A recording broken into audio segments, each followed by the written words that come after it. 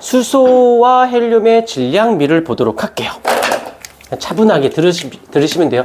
아까 요거는 꼭 기억해 줘야 돼. 기본 입자가 있었고 양성자, 중성자, 그 다음에 원자핵, 그 다음에 원자 생성인데, 자, 여기서 이제 무엇을 할 거냐면 양성자와 중성자가 만들어질 당시, 즉 양성자랑 중성자가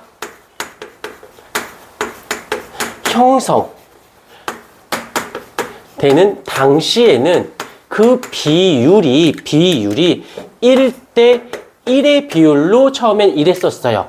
로 만들어졌었어. 윗커크 2개, 아래커크 하나, 윗커크 하나, 아래커크 2개가 되어졌다가 시간이 지납니다. 시간이 지나면서 어떤 일이 발생하냐면 원자핵이 생성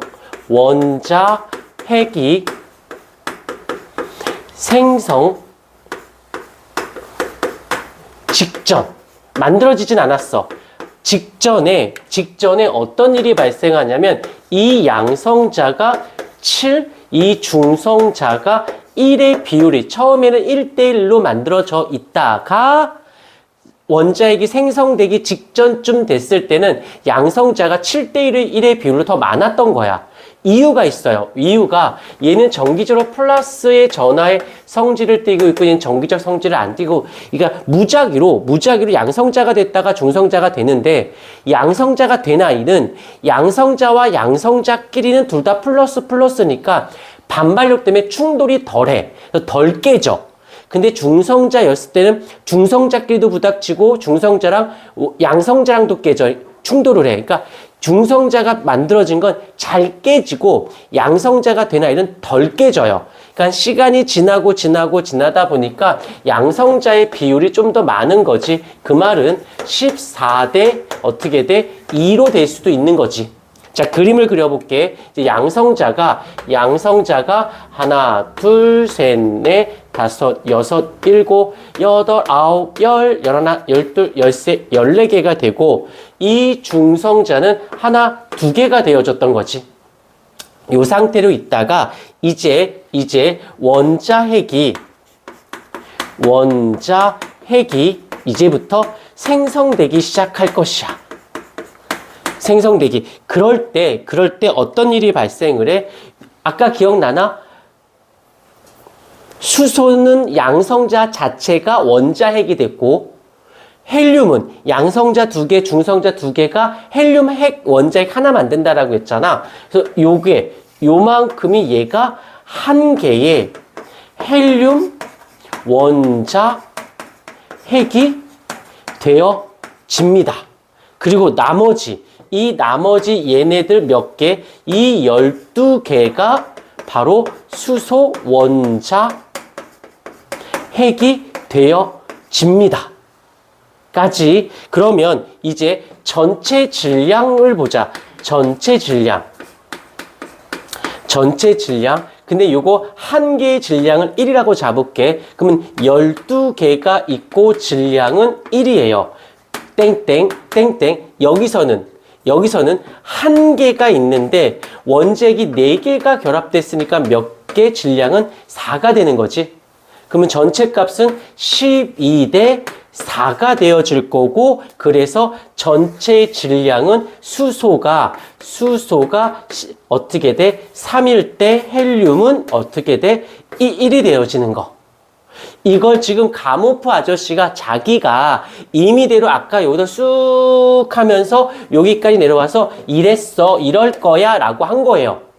근데 누구도 확인할 수는 없었는데 나중에 시간이 지나서 스펙트럼으로 통해서 조사를 해보니까 수소와 헬륨이 대부분을 차지하고 있을 뿐더러 질량의 비가 3대 1인 걸 알아낸 거지. 그래서 얘가 바로 빅뱅 우주론의 결정적인 증거가 되어졌습니다 라고 하는 거지. 까진 되어졌어요. 그 다음 또 이제 마지막에 좀만 힘내요. 우주 배경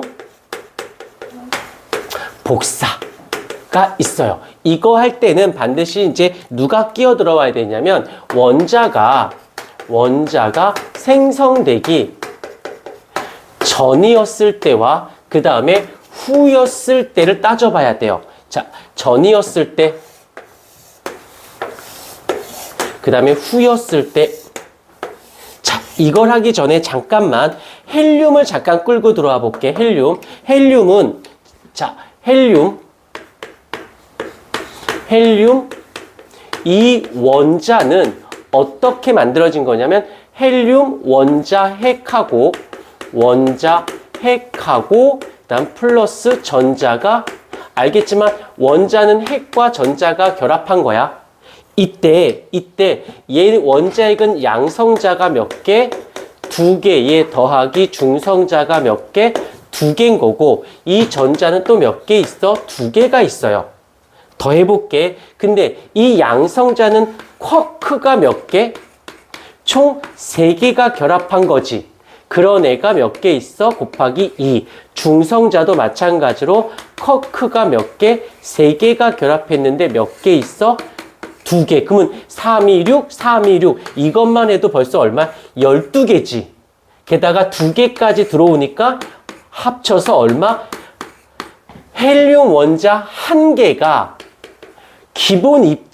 기본 입자로 따졌을 때는 몇 개나 있어요? 14개나 있는 거지.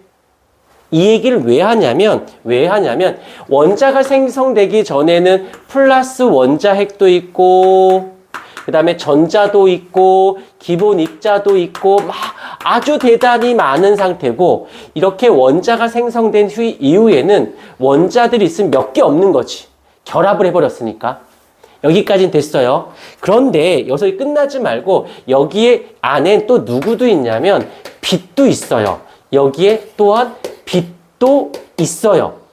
있긴 한데 자 예를 들게 흐린 날을 생각해 보자. 날씨가 되게 흐려. 그러면 가시거리라고 하는데 멀리까지 잘 보여 안 보여? 잘 안 보이거든. 왜 안 보이냐면 빛이 저 멀리까지 갔다 내 눈에 들어오는데 공기 중에 눈에 보이지는 않지만 미세한 입자들이나 수증기나 여러 가지 입자들 때문에 빛이 방해를 받아. 여기서 어떠냐면 이 여러 가지 입자 중에서 이 빛이 진행을 하다가 방해를 받아요. 그래서 뿌옇게 보이고 잘 안 보이는 거야. 근데 비가 온 날이나 날씨 맑은 날은 저 멀리까지 보이지 않니? 저 멀리까지 보이거든. 우리 집 같은 경우는 날씨 맑은 날 남산도 보여요. 일산인데. 그렇다고. 집이 48층이 되게 높거든. 김포도 보이고 막 일산 남산도 날씨 좋을 때. 근데 날씨 흐릴 때는 아무것도 바닥도 안 보여요. 뿌해서 왜 위쪽에 있다 보니까 뿌해서 아무튼 그래. 근데 여기서 이렇게 입자들이 많다 보니까 방해를 받는데 후에는 입자들이 별로 없기 때문에 얘네들이 아주 얘는 이렇게 돼. 이거를 뭐라고 부르냐면 얘를 이렇게 된 거를 얘가 불투명한 우주라고 부르고 쭉쭉쭉 잘 가. 그래서 얘를 뭐라고 불러? 투명한 우주라고 부릅니다. 그때 여기 이제 마지막이야. 이때 빛이 없다 생긴 게 아니야. 있는데 방해를 많이 받아서 제대로 다니지 못했다가 이렇게 생성된 이후에 빛이 잘 다녀. 이 빛의 이름, 이때 이름. 부닥쳐서 못 다닐 때 이름 안 붙여요. 잘 다녔을 때 원자 생성된 후의 빛의 요 이름을 우주 배경 복사라고 부르지. 근데 아까도 얘기했지만 원자가 생성될 당시에 시기가 언제였더라? 시기적으로 빅뱅이 일어난 빅뱅 후 38만 년. 그때의 온도가 언제야? 그때의 온도가 3000 켈빈일 때. 이렇게. 그래서 네 가지. 원자가 생성됐어. 그때 빛의 이름이야. 우주 배경 복사. 그때가 약 빅뱅 후 38만 년. 그때의 온도가 3000 켈빈. 이라고 이제 가모프 아저씨가 말씀하셨어. 근데 시간이 지나서 실제로 이 우주 배경 복사라는 빛을 찾아낸 거예요. 오케이? 여기까지. 이쁘게 필기하시고 필기 다 되신 분은